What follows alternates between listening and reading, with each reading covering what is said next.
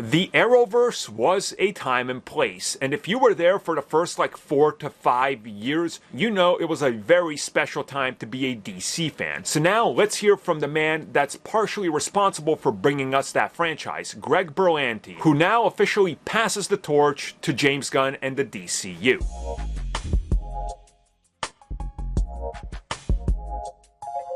Snyder, you have failed this city. That's not what an arrow sounds like at all. I don't know what arrows sound like, I'll be real with you. Like, boom.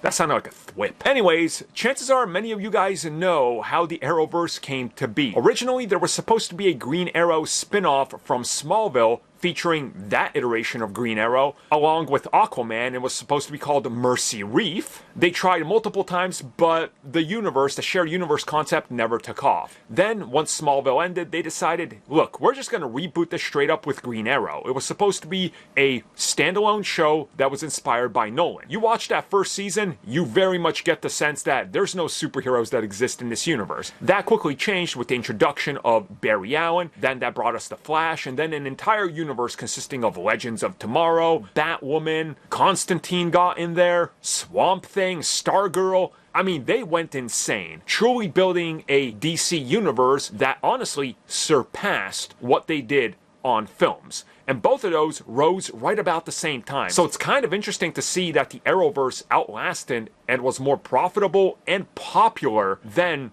the DCEU. So recently, Greg Berlanti, talking about this, said he is proud of what they've done. He's proud of the history of the franchise and how much they were able to pull off. And that now that it's all behind them and the Arrowverse is officially set to end with Superman and Lois, he is glad, hand the reins and pass the torch over to James Gunn and let him do his thing, because they've proven you can have an entire superhero universe with heroes all over the place and fans will accept it. And that he hopes that the Arrowverse proved all the naysayers wrong. And honestly, it's very nice of him to do something like this. You know, he didn't have to, but he's out here saying, guys, pay attention to this new stuff, because this is how the DC Universe lives on now. We set the foundation of what's possible. They are taking that and evolving it at a higher level. And honestly, it's awesome to hear this, because it's true. Without the Arrowverse and Smallville before it, DC is not the DC we have today, for better or for worse. And without Smallville, and without the likes of Arrow, we would not be at the stage we are with Marvel TV without them. That's all just facts. Look at the history. So yeah, the Arrowverse really did a lot, and a lot of good for TV and superheroes.